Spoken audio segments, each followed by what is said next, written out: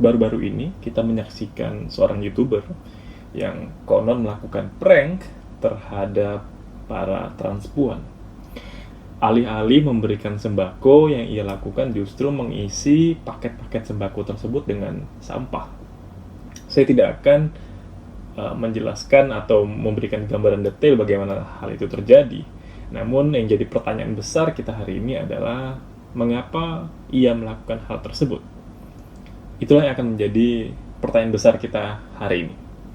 Mengapa kita membenci orang lain?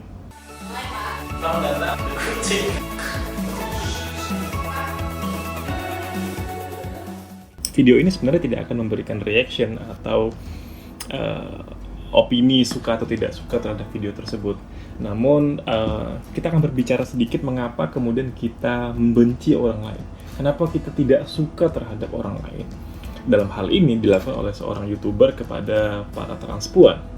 Yang jadi pertanyaan kan mengapa hal itu bisa terjadi? Sederhananya, kita itu melihat diri kita menjadi setidaknya dua golongan, insider dan outsider. Nah, orang-orang yang kemudian kita anggap sama dengan kita, memiliki preferensi yang sama dengan kita anggap sebagai insider. Dan sebaliknya, orang-orang yang kita anggap berbeda, tanda kutip, dengan kita cenderung untuk melihatnya dalam perspektif outsider. Nah, pada kasus ini, mengapa kemudian sebagian dari kita membenci orang lain? Karena ada perspektif insider dan outsider yang berlebihan, sehingga ada resistensi bagi kedua belah identitas ini. Dalam satu sisi, mereka yang kemudian menganggap dirinya insider tidak ingin para outsider ini masuk ke dalam ruangannya, dan sebaliknya, para insider ini tidak pengen outsider ini bahkan ada. Nah, saya justru melihat mengapa kemudian kita mampu berperilaku seperti itu, karena kecenderungan kita untuk terlalu ekstrim dalam melihat insider dan outsider ini sendiri. Proses melihat insider dan outsider secara berlebihan, secara ekstrim dalam hal ini justru membuat kita cenderung eksklusif.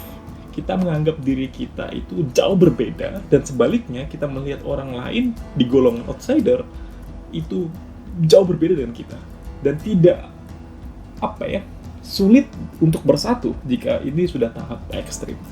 Nah, ini yang saya lihat terjadi pada kasus prank YouTuber tersebut, di mana YouTuber tersebut menganggap para transpuan itu golongan outsider dan melihatnya secara ekstrim, sehingga harus tanda kutip di prank sedemikian rupa yang menurut saya merendahkan harkat martabat manusia.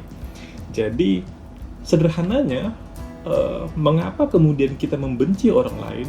Tentu ada banyak faktor, tapi secara sederhana kita cenderung untuk melihat orang lain secara insider dan outsider secara berlebihan. Saya tidak ingin mengatakan bahwa insider dan outsider tidak baik, karena pada satu kasus identifikasi diri itu penting, dan justru dengan tidak ada insider dan outsider, orang kemudian tidak memiliki identitas. Namun dalam konteks tertentu, ketika insider dan outsider itu dilihat secara ekstrim, saya khawatir kemudian timbul kebencian, timbul eksklusivitas, yang mana pihak baik outsider atau insider merasa lebih baik dan ingin melakukan upaya-upaya tertentu untuk agar pihak mereka tidak bergabung dengan outsider, atau yang sebaliknya, pihak outsider tidak masuk dalam ruangan insider.